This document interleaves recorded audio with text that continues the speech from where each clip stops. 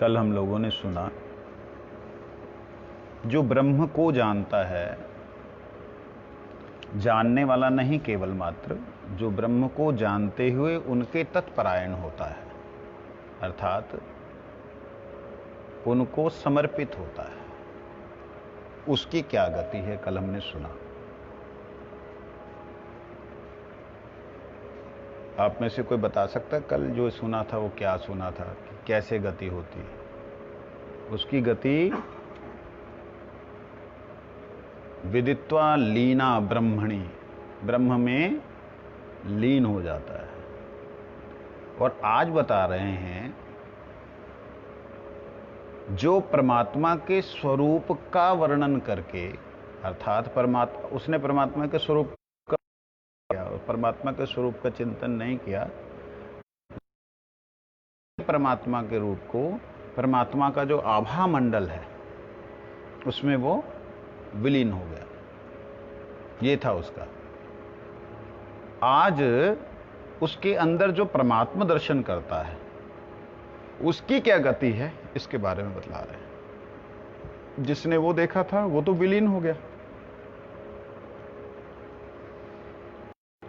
वो तो ऐसे हो गया जैसे ब्रह्म विद ब्रह्मैव भवति, ब्रह्म को जाना तो ब्रह्म ही हो गया। तो पहले क्या अब्रह्म था? पहले ब्रह्म नहीं था क्या? पहले वो आत्मा नहीं था कि परमात्मा को जान के आत्मा हो गया, आत्मा को जान के आत्मा हो गया? इसका मतलब पहले नहीं था वो आत्मा? पहले था, लेकिन अनात्मा में, अनात्म था, अपने आप को शरीर से युक्त, अभिमान से युक्त समझ रहा था। इसलिए जब वह सारी प्रतिष्ठाओं को छोड़ करके सुप्रतिष्ठा, अक्षर, अक्षर क्या है? अक्षर है आत्मा। अक्षर क्या है? अक्षर है परमात्मा, जो नष्ट ना हो, आत्मा और परमात्मा। क्षर क्या है? क्षर है प्रकृति। प्रकृति क्षर कैसे है? क्षर मतलब नष्ट होने वाली। क्षर कैसे है? प्रकृति तो अनादि है और नित्य है, अनित्य नहीं है, तो उसे क्षर क्यों कहा? प्रकृति अनित्य नहीं है, नित्य है। ये भी जीव की तरह अनादि है। जीव, हाँ जी, नहीं नहीं,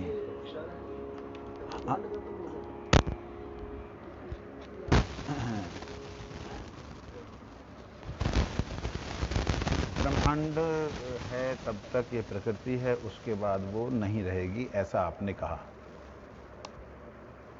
ऐसा नहीं है। प्रकृति का मतलब भगवान की शक्ति।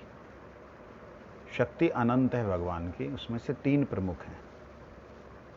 एक है भगवान की निज शक्ति, एक है भगवान की शक्ति की छाया बहिर्शक्ति, और एक है भगवान की जीव शक्ति। जीव शक्ति को अक्षर बोला गया है। अक्षर मतलब ये नष्ट होने वाला तत्व नहीं है। इसको, माया को, जो अंतरंग माया, जो निज शक्ति के जो छाया शक्ति है, उसको क्षर कहा गया, छाया शक्ति को। लेकिन छाया तो है ही है हमेशा।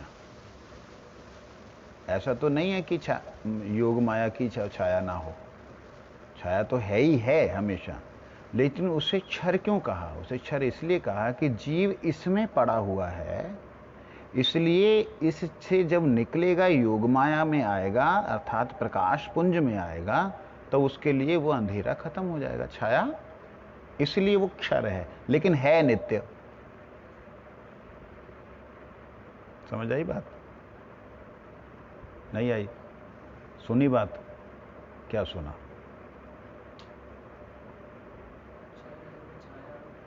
छाया जो है वो योग माया की जो छाया, योग माया मतलब भगवान की निज जो शक्ति, अंदर की शक्ति है, वो भगवान की सेवा में है, तो भगवान की सेवा ऐसे जैसे सूरज के सामने कोई आए, सूरज के सामने आने से पीछे उसके क्या हो जाता है, अंधेरा हो जाता है ना।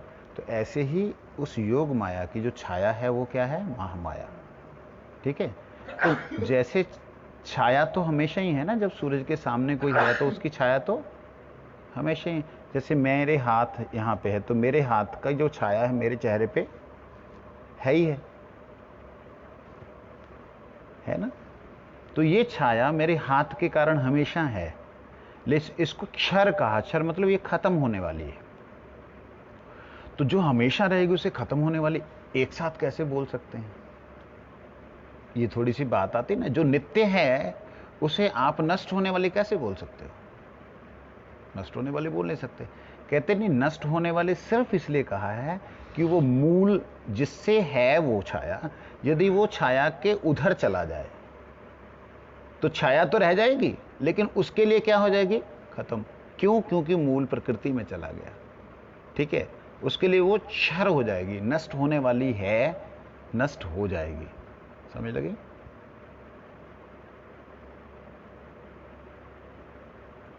कोई संदेह। लेकिन एक तरफ तो छाया पड़ रहा है, एक तरफ तो खत्म हो रहा है, छाया तो रहेगा ना। छाया रहेगा, लेकिन वो नाश होने वाली है। मतलब जैसे सूरज का, किसी भी तरफ से तो नाश तो नहीं हुआ ना, नाश तो इस तरफ हो या उस तरफ रह गया ना।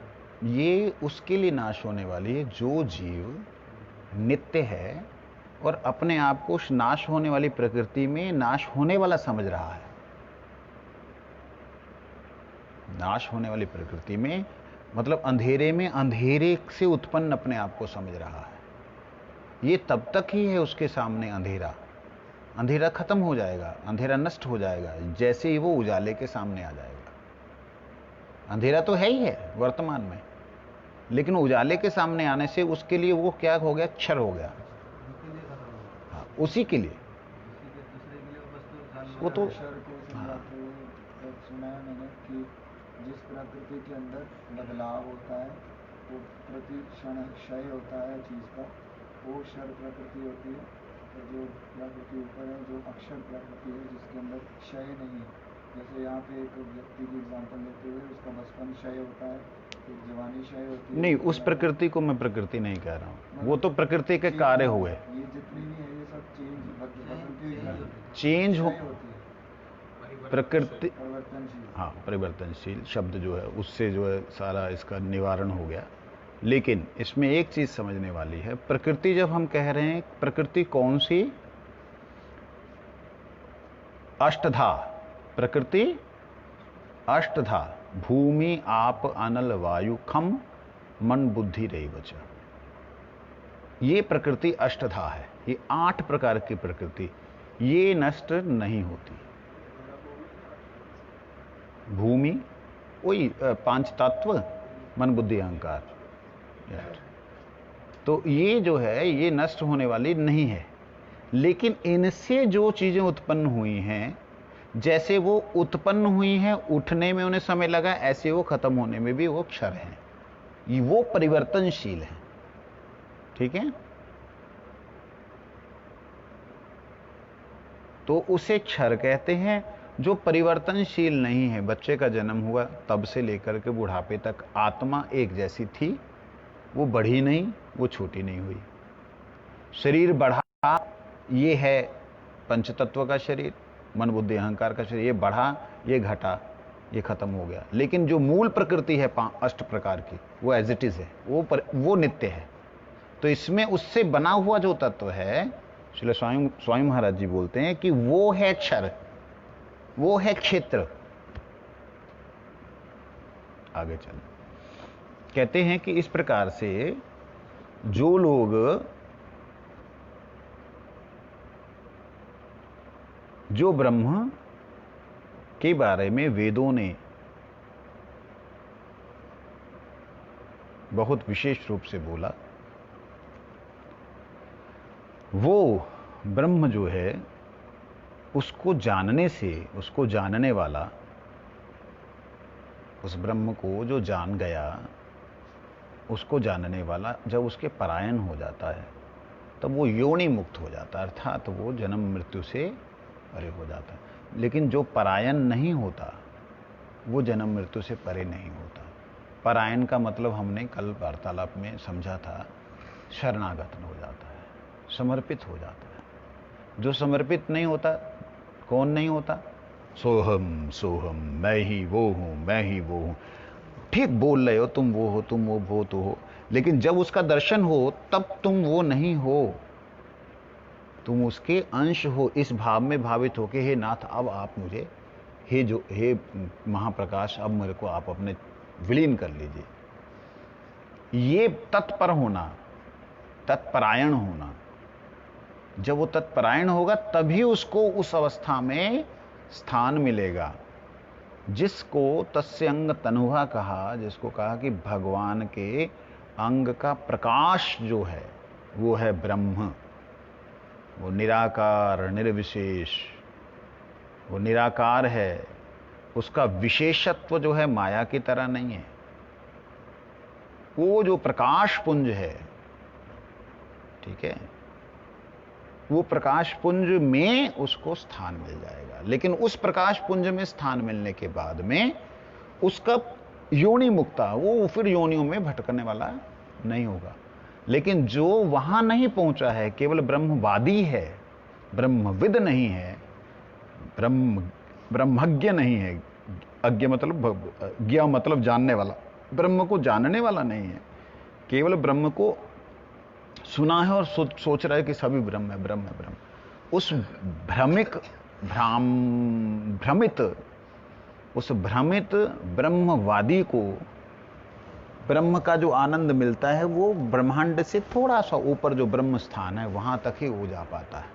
और पुनः जब परमात्मा की इच्छा होती है, वो ईक्षण करते हैं, तो वही जीव समूह अपने कर्मों के संस्कार के साथ वापस आते हैं। जो कर्मों के संस्कार को नष्ट कर लेता है, ये बड़ी एक विचित्र बात है, जो कर्मों के संस्कार को नष्ट कर लेता है कि मैं संसार से नहीं हूं, संसार का नहीं हूं, मैं ब्रह्मभूत हूं, कर लेता है, मैं ब्रह्म ही हूं, कर लेता है, सब ब्रह्म ही है, इस भाव से वो जब सब मोह माया से मुक्त हो जाता है, परायण नहीं होता। अंडरलाइन,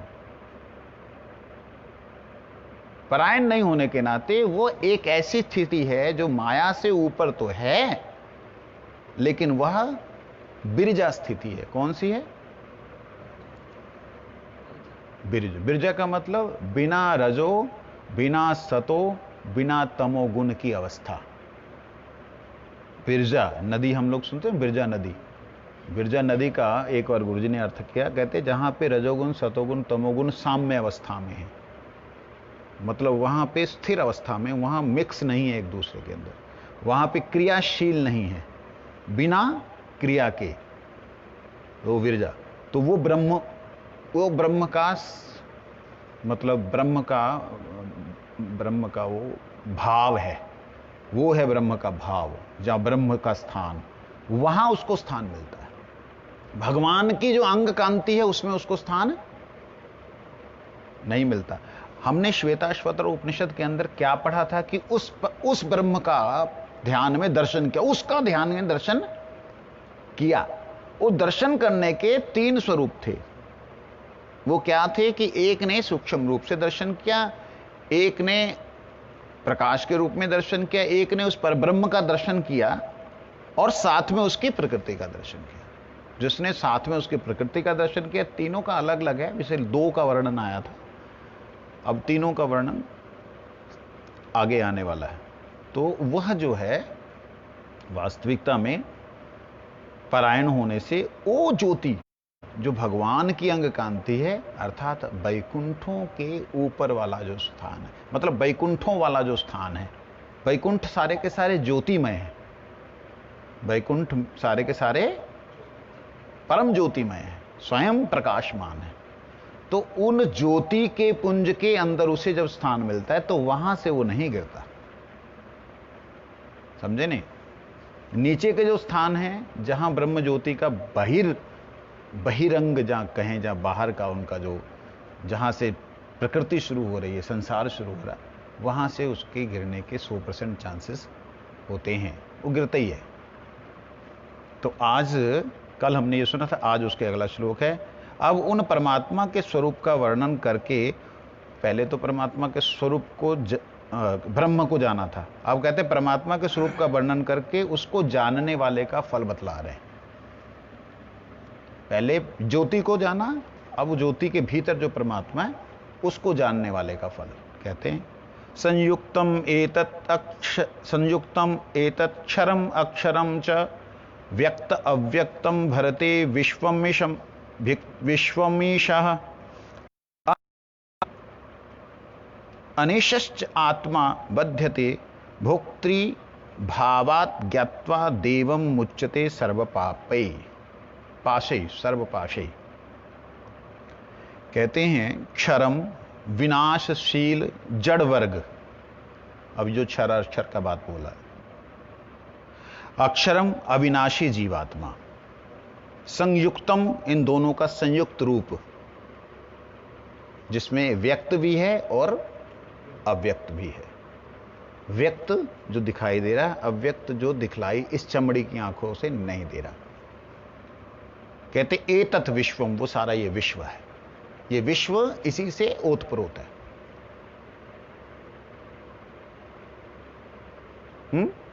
क्षर और अक्षर से ओतप्रोत है। फिर आगे कहते ईश भरते, कहते उसके ऊपर बात आई ईश, ये आत्मा तो हो गया, आत्मीश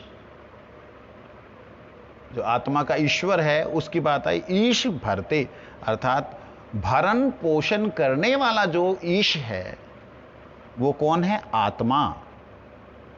किसका? जो ईश है जिसका भरण पोषण करता है वो जीवात्मा जब भोक्तृत्व भाव से, मैं भोगता हूं, इस भाव से इस संसार में रहता है तो वह अनीश रहता है। अनीश मतलब अधीन रहता है। ईश मतलब मालिक, अनीश मतलब अधीन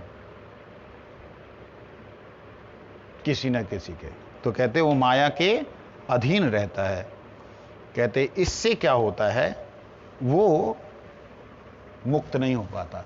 लेकिन वही जब जानता है देव को, देव मतलब अपने देव को जब वो जानता है, अपने परमेश्वर को जब वो जानता है, तो कहते सर्व पाशे विमुच्यते, सारे पासों से विमुच्यते, मुच्यते निकल जाता है। इसके अर्थ में बोल रहे हैं विनाशशील जड़ वर्ग। चलिए वो अर्थ हो ही गया, दोबारा रिपीटिंग करने की जरूरत नहीं।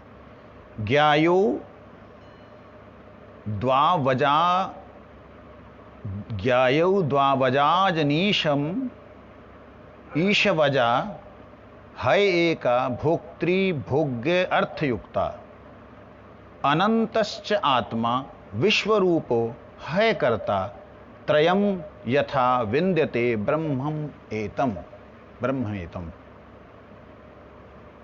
सर्वज्ञ, ज्ञायो अर्थात सर्वज्ञ और अज्ञानी, ज्ञायो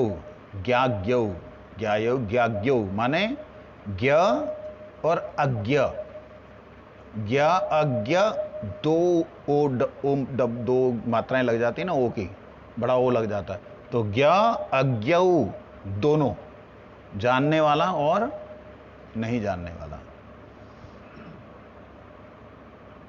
ईशन, ईश न ईशो, ईशनीशो शब्द कैसे वैदिक शब्दों का एक अलग ही वो होता है, सुंदरता। ईशनीशो, ईश न ईशो। सर्वसमर्थ, ईश का मतलब होता है समर्थवान। ईश सर्वसमर्थ और असमर्थ, द्वौ दोनों। अजौ अजन्मा है। समझ आ गया? अजन्मा है। भोक्त्री भोग्यार्थ युक्ता, भोक्ति भोग्यार्थ युक्ता, भोगने वाला जीवात्मा और उसके उपयुक्त भोग्य करने वाली सामग्री। भोक्ति भोग, जो भोगने वाला, भोग्यार्थ उस भोग करने वाले के भोग के लिए, या अर्थ मतलब उसके लिए, भोग्यार्थ युक्ता, जो भोग करने वाला और भोगने वाले के रूप में, भोग्य वस्तुएं भोग करने वाली और भोग के रूप में, भोगी के रूप में इस संसार में युक्त है। कहते ही अजा, वही अनादि प्रकृति एक ऐसी तीसरी शक्ति है जो ईश्वर और इस जीव से अलग है। ईश्वर और इस जीव से अलग है। कहते हैं उसमें ही वो फंस जाता है। भोक्तृ और भोक्तृत्व भाव से भोगों में लिप्त होने के नाते उसमें वो फंसता है। अब कहते हैं एका ही आत्मा, एक ही ऐसे आत्मा हैं। कौन? अनंत विश्वरूपा। एक ही ऐसे, इनमें से ये तीनों अलग हो गए, भोग्य सामग्री, भोग करने वाला और प्रकृति, ये तीनों अब सामग्री मतलब उसके अंदर अलग हो गए। कहते हैं एका ही आत्मा अनंत विश्वरूपः, अर्थात एक ही ऐसी आत्मा बचती है जो अनंत और विश्व स्वरूप है, अर्थात समस्त विश्व जिनसे प्रकट हुए हैं, जिनके ही रूप हैं। च अकर्ता, वो करता नहीं है कुछ भी। यथा एतत्त्रयम्, कहते ये हैं माया, माया से बने भोग एक ही हो गए। माया, माया से बने भोग एक ही हो गए। उनको भोगने वाला जीव दो, और जो ईश्वर है तीन, जो कर्तापन का अभिमान नहीं है जिसका, लेकिन उसके कारण से सब हो रहा है।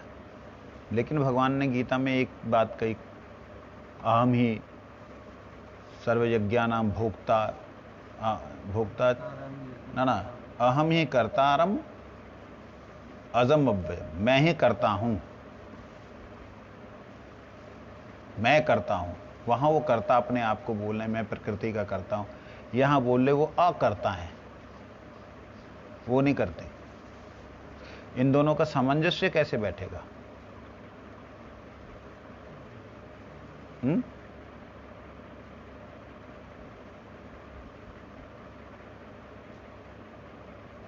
आप बताओ, आप बोलो। स्वयं नहीं करते लेकिन उनकी शक्तियां सब कर रही हैं। वो स्वयं नहीं करते, उनकी शक्तियां करती हैं, लेकिन उनकी शक्तियां करते इसलिए वो ही करते हैं। समझे नहीं? जैसे प्रकाश के कारण हम देख पा रहे हैं, लेकिन प्रकाश इसे नहीं देख, मतलब प्रकाश हमें दिखा जरूर रहा है, प्रकाश के कारण हम देख जरूर रहे हैं, लेकिन प्रकाश का काम हमें दिखाना और देखना नहीं है। प्रकाश प्रकाश करना उसका काम है। वो उन्हें प्रकाश कर दिया, प्रकाश आगे क्या कर रहा है? ये उस कर्तापन के अभिमान से मुक्त होने के नाते अकर्ता है।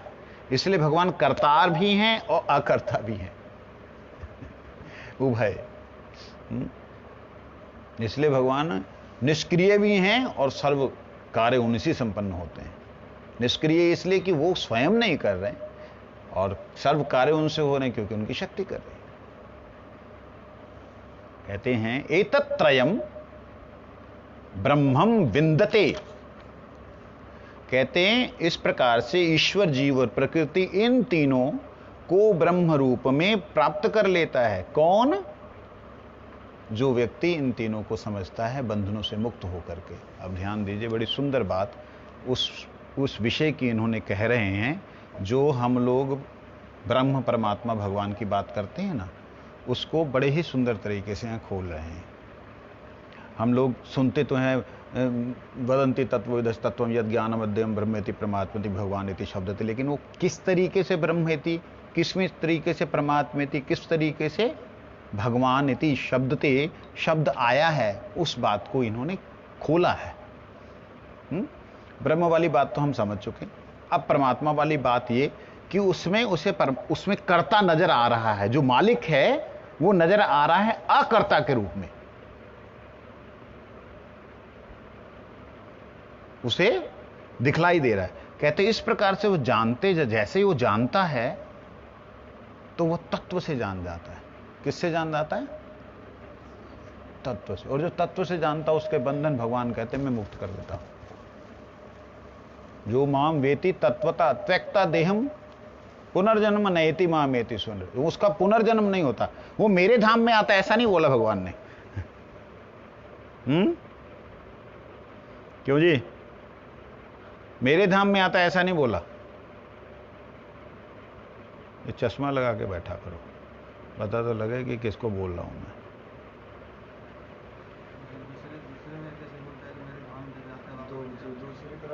वो दूसरे के लिए बोल रहे हैं, इसके लिए नहीं बोल रहे। जो मेरे को तत्व से जानता है उसके लिए तो बोला जय कृष्ण तत्व वेदा सही गुरु, वो अलग तत्व हो गया। वो ईश्वर तत्व की बात नहीं है, वो आगे उसके बारे में आगे आएगा।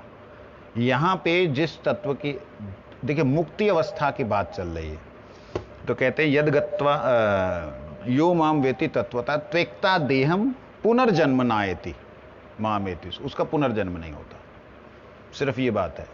अब उसी चीज को अगर हम यहां जोड़ देते हैं तो वो एक साथ मिल जाती बात। यहां क्या फिर कहते हैं, क्षरम प्रधानम अमृताक्षरम हरः क्षर आत्माना विशते दैवेका तस्याभि ध्यान योगात् जना तत्वभावात् भूयंश्चान्ते विश्वमाया निवृत्ति।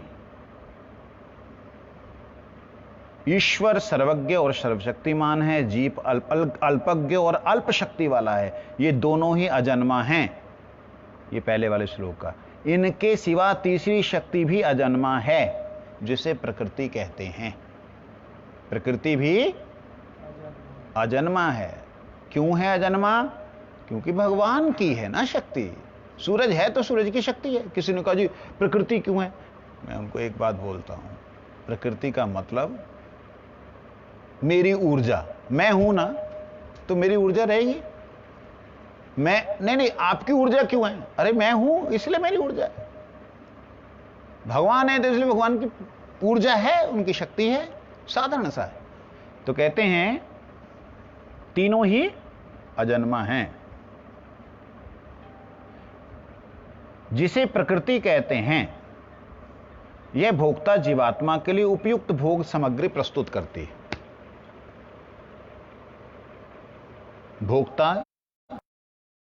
भोक्ता जीवात्मा है, उसके लिए उपयुक्त सामग्री माया देवी प्रस्तुत करती है। यद्यपि ये तीनों ही अजन्मा हैं, अनादि हैं, फिर भी ईश्वर दो शेष तत्वों से विलक्षण है। यद्यपि तीनों अजन्मा हैं, अनादि हैं, लेकिन जो ईश्वर हैं इन दोनों तत्वों से विलक्षण है। मतलब ये इनकी तरह अनादि नहीं है। ईश्वर जो है माया की तरह या जीव की तरह अनादि नहीं है, इनसे विलक्षण। विलक्षण कहने का मतलब इनसे तो ये हैं, इनके समान भी नहीं है और इनके द्वारा भी नहीं है। उनके ईश्वर के द्वारा तो ये दोनों हैं, ईश्वर के द्वारा दोनों, लेकिन इनके द्वारा ईश्वर नहीं है। जैसे कई लोग बोलते हैं कि भगवान तो जी भाव की मूर्ति है, जैसे भक्त के भाव होते हैं, जैसा जीव सोचता है वैसे भगवान आते हैं, वैसे ही भगवान है, आप जिसे देखो आपके लिए वही भगवान। वो जो लोग बोलते हैं ना, वो बहुत बाहर की बात बोल रहे हैं, ये बहुत ऊपर की बात है। तो ये कहते हैं वो पूरी तरह अनादि विलक्षण है। क्यों विलक्षण है? क्योंकि वो परमात्मा है। क्यों विलक्षण है? क्योंकि वो अनंत हैं। जीव अणु है, ये अनंत है। ये हमें नित्य अवस्थित है। इस भेद को कोई भी अभेद नहीं कर सकता। इस भेद को कोई भी खत्म नहीं कर सकता। फिर जब वो विलीन हो जाता है भगवान में, जो लीन पहले वाला हुआ, कहते भगवान में नहीं होता, वो भगवान की अंग ज्योति में होता है, क्योंकि ज्योति का अंश है, इसलिए जिसका अंश है उसमें विलीन हो जाता है। That's all. समझने के लिए, उदाहरण के लिए मैं थोड़ी सी एक बात बता रहा हूं। समुद्र के जल को सूरज सोखता है, बाद में समुद्र बारिश करके समुद्र में चली जाती बारिश, ठीक है। तो सोखना और छोड़ना, ये दोनों जो क्रियाएं हैं जीव और उसके मिलन की, समुद्र में मिलन की। तो जल की बूंद जल में मिली तो क्या हो गई? जल। पहले जल नहीं थी क्या? पहले भी तो जल ही थी। तो फिर यहां विशेषता क्या हुई? यहां विशेषता ये हुई, वो जो जल की बूंद, विशेष जल की बूंद, जिसने साधना की, जिसने प्रपन्न हुआ, जो शरणागत हुआ, वो इतनी डीप चली जाएगी कि उसका अस्तित्व अपना कुछ अलग अनुभव नहीं होगा। बस इतना ही होता है।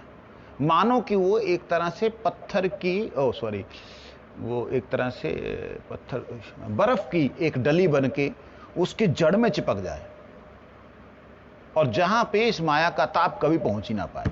ये समझने के लिए मोटी बात है, हालांकि लगती नहीं है, लेकिन ये है तो जल की बूंदी, लेकिन वो उस जड़ में चली गई। प्रपन्न होने के नाते, प्रपन्न नहीं है तो ऊपर ही रहेगी, बार बार आती जाती रहेगी। प्रपन्न होने के नाते वो जड़ में जाकर के जम गई। अब ऊपर की लहरें आ रही हैं, जा रही हैं, उसके ऊपर कोई भी असर इस तरीके से समझ सकते हैं। संपूर्ण विश्व उन्हीं का स्वरूप विराट शरीर है। स्वरूप विराट शरीर। स्वरूप विराट शरीर मतलब विराट शरीर एक अलग चीज होगी, स्वरूप का विराट शरीर है। इस तरीके से ये कह रहे हैं।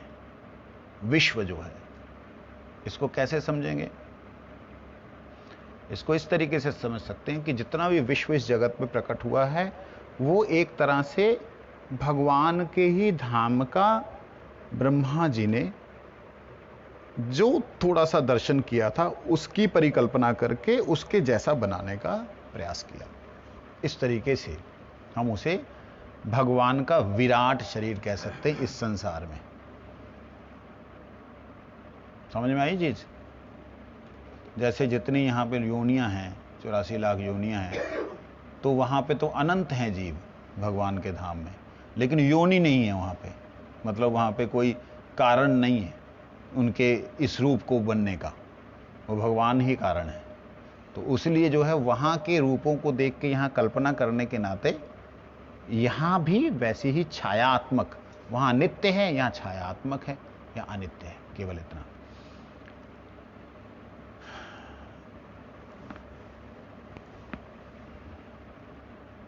कहते हैं मनुष्य जब इसी प्रकार तीनों की विलक्षणता और विभिन्नता को समझते हुए इन्हें,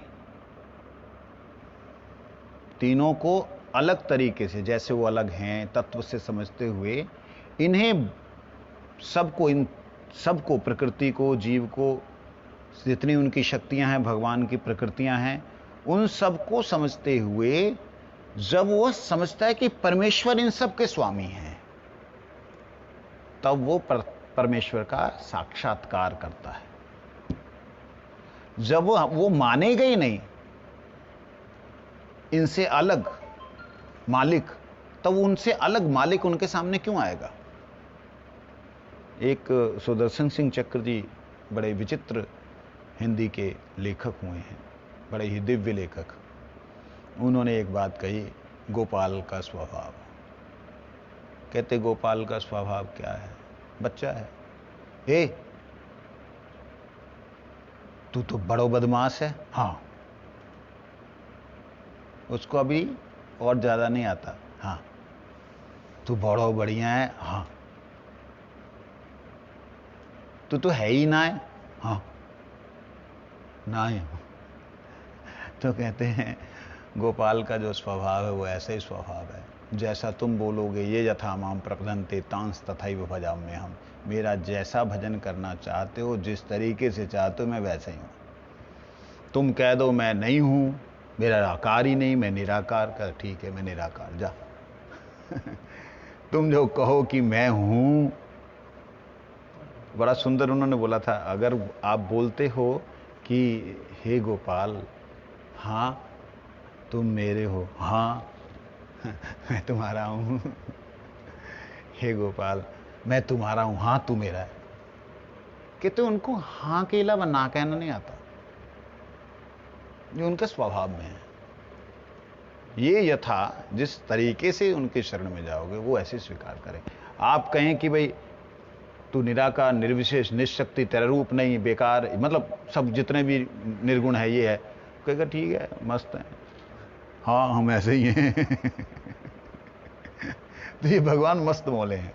जैसा सोचते हो वैसा वो है, जैसा सोचते हो वैसा वो बन नहीं जाता है, याद रखना। जैसा सोचते हो वैसा वो है, इसलिए कि तुम नहीं चाहते देखना तो कहते नहीं मैं चाहता देखना, इसलिए तुम कहते तुम हो कौन, कहते मैं हूं क्या देख।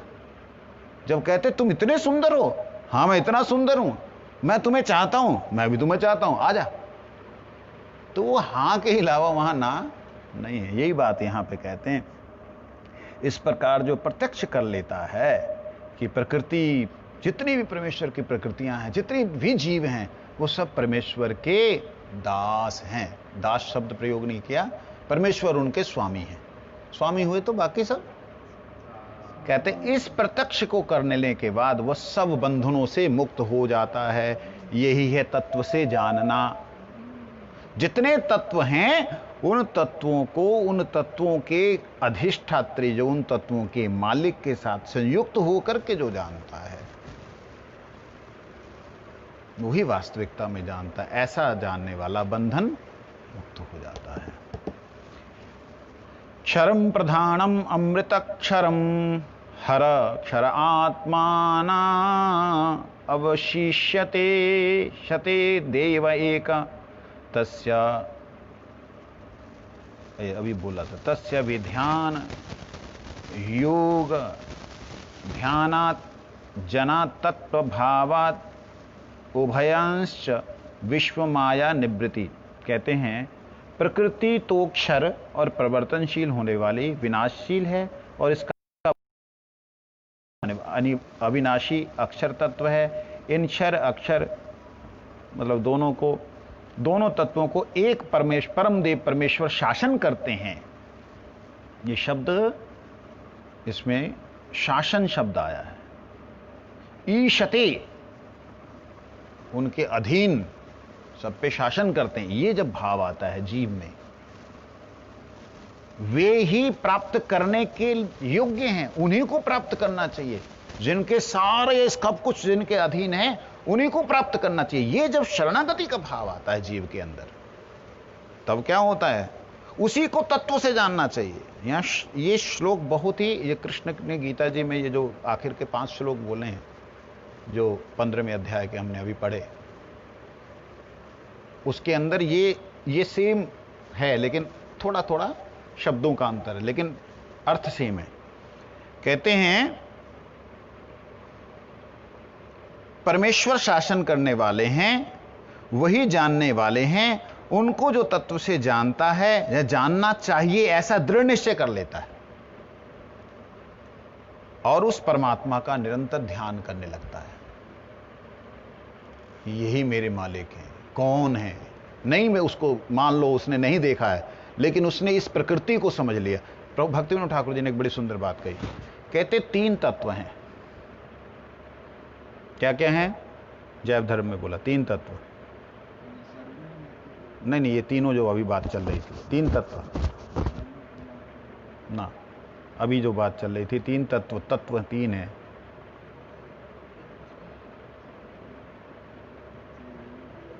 हाँ जी, माया प्रकृति, माया ईश्वर जीव और माया, ये 3 तत्व है। गुरु कहते तीनों में से किसी एक को जान लेने से मुक्त हो जाता है। भक्तिविनोद ठाकुर कहते हैं तीनों में से किसी एक को भी जान लिया तो जीव मुक्त हो जाएगा। कहते माया को जाना तो माया किसकी है तो भी मुक्त। कहते खुद को जाना, मैं माया के अधीन नहीं, तो भी मुक्त। कहते ईश्वर को जाना तो भी मुक्त। कहते तीनों तत्व ऐसे हैं, तीनों में से किसी को जानो मुक्त हो जाओगे, लेकिन जानना तत्व से होगा। तत्व मतलब उसके गहराई से जानना होगा। तो यहां भी वही है। किसी ने कुछ बोला? अच्छा, कहते ये जो बात है, इस तरह से दृढ़ निश्चय करके उस परम देव परमात्मा का जो ध्यान करते हैं, उन्हीं में अंडरलाइन, उन्हीं में दिन रात संलग्न रहने के कारण, उन्हीं में तन्मय हो जाने के कारण वो उन्हीं को पा लेते हैं, उन्हीं को प्राप्त कर लेते हैं। फिर वे इस संपूर्ण माया से सर्वथा निवृत्ति प्राप्त करते। इससे पहले जो ब्रह्म में विलीन हुआ, उसके लिए ये शब्द प्रयोग नहीं किया, विश्व माया निवृत्ति, मतलब पूर्णतया निवृत्त नहीं हो पाता है। वो वाला जो इधर उधर ब्रह्म का देखता है, वो जिसको तत्वज्ञानी कहते हैं, वो क्या क्या क्या कहते हैं, बहुना जन्मन मनते ज्ञानवान, वो बहुत जन्मों तक ज्ञानवान जो है घूमता रहता है, जब तक मेरे प्रपन्न नहीं होता। बहुना जन्मन ज्ञानवान माम प्रपद्यते जब तक नहीं होता, तब तक उसको मुक्ति नहीं मिलती। फिर ये कह रहे हैं उसके बंधन सर्वथा हमेशा हमेशा के लिए छूट जाते हैं, वो उनको प्राप्त कर लेता है। अब कह रहे हैं उन परम देव को जानने का फल पुनः बतलाया है। अभी तक परम देव को समर्पण हुआ, मतलब शासनकर्ता परमेश्वर को समर्पण हुआ, होने से मुक्त हो गया।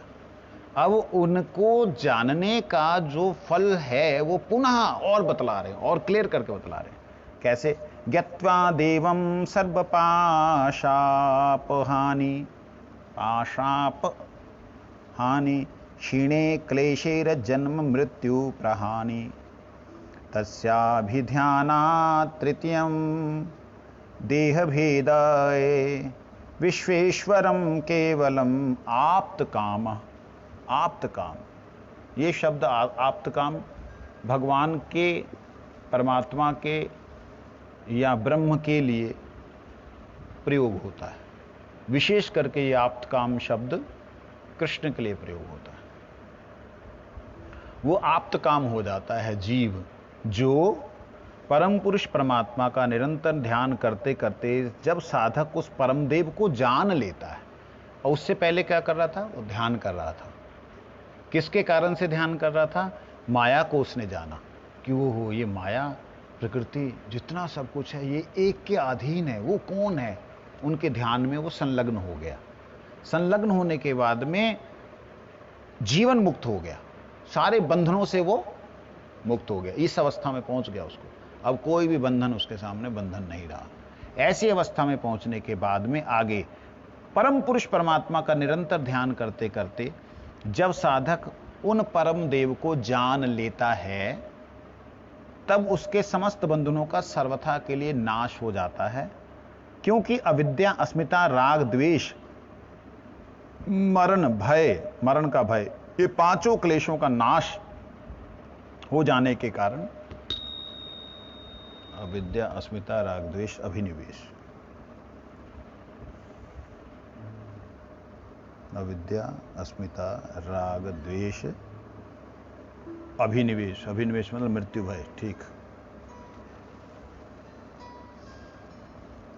पांचों क्लेशों का नाश हो जाने के कारण जन्म मृत्यु के लिए हमेशा के लिए अभाव हो जाता है। अभाव का मतलब क्या होता है? भाव नहीं।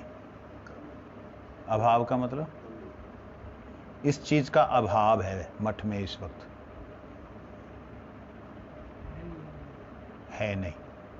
जो चीज नहीं है उसे अभाव कहते हैं। जैसे सब्जी में नमक का अभाव है, सब्जी में नमक नहीं, वो वस्तु नहीं। ठीक है, अभाव के दो रूप होते हैं। एक होता है जितना होना चाहिए उतना नहीं, थोड़ा है लेकिन उतना नहीं। एक होता है अभाव मतलब है ही नहीं। यहां बोल रहे हैं वो है ही नहीं। ऐसी अवस्था सदा के लिए जन्म मरण का अभाव हो जाता है। अतः वे कभी फिर बंधन में नहीं पड़ सकता। शब्द कितने जबरदस्त दे रहे हैं। वो कभी फिर बंधन में नहीं पड़ सकता है। सर्व पाशाप हानि शब्द प्रयोग किया है। सर्व पाशाप हानि, क्लेशई क्षीणे जन्म मृत्यु प्रहानी। ये बात मतलब ठोक के बोल रहे हैं। बाकी ब्रह्म को जानने वाला, ब्रह्म में ब्रह्मविद होने वाला, ब्रह्म में विलीन होने वाला, उसके लिए ये इतने जबरदस्त शब्द नहीं कहे गए, क्योंकि वो कुछ भी है, वो है तो परमात्मा के प्रकाश पुंज में ही।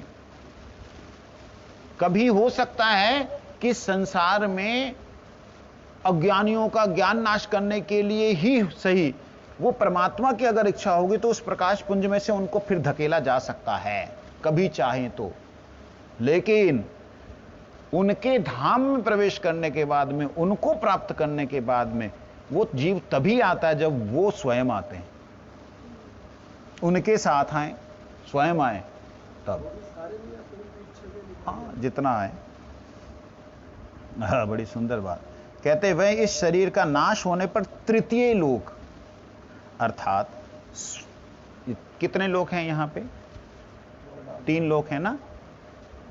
3 लोक है ना? कौन कौन से लोक हैं? त्रैलोक बोलते ना, 3 लोकपति, त्रिलोकपति किसको कहते? त्रिलोकपति। त्रिलोकपति किसे कहते हैं? त्रिलोकी किसे कहते हैं? त्रिलोकी में कौन कौन से लोक हैं?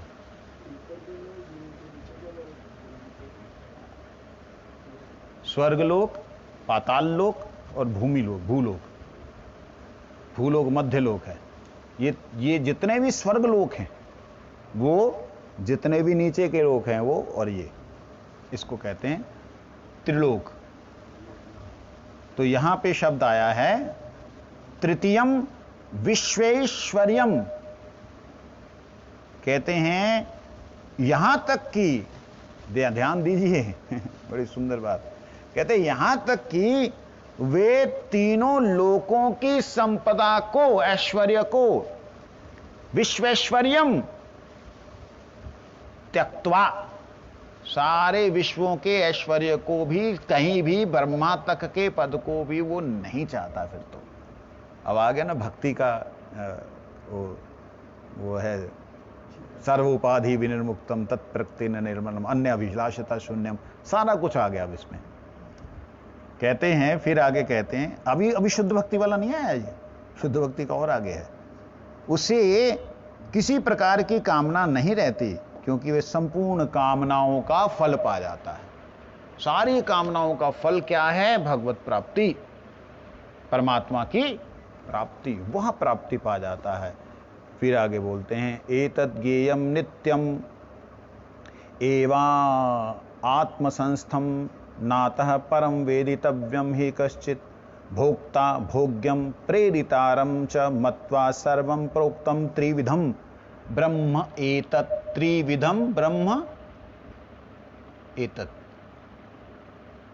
त्रिविधम, वो तत्वविदम तत्वम यज्ञानम अद्यम ब्रह्मेति परमात्मेति भगवानेति, त्रिविधम ब्रह्म एतत्। ये जो ये बात बतलाई, ये 3 प्रकार के जो ब्रह्म के स्वरूप के वर्णन की बात बोल रहे हैं जी। क्या बोल रहे हैं? आत्मसंस्थम,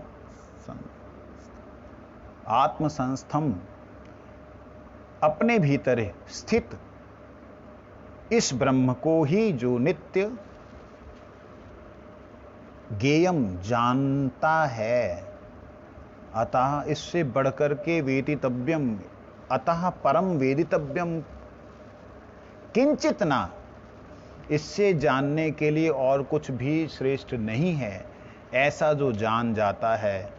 भोक्ता अर्थात जीवात्मा, भोग्यम अर्थात जड़ भोग, च प्रेरितारम, और उनके प्रेरक परमेश्वर को अच्छी तरह जो जान लेता है, वो वास्तविकता में ब्रह्म के तीनों भेदों को जान लेता है।